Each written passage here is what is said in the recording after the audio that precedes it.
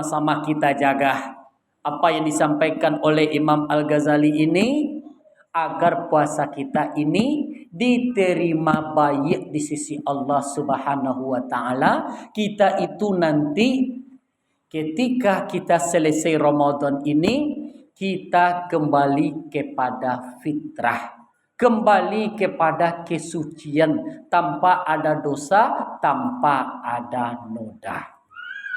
Satitiak dijadikan lawi, sakapah dijadikan gunung. Kok panjang ambo mengaji beko, Bapak Ibu yang dimuliakan Allah. Ibu ambo yakin akan ada kegiatan-kegiatan lain, adonan ka solat, adonan ka makan dan berbagai macam.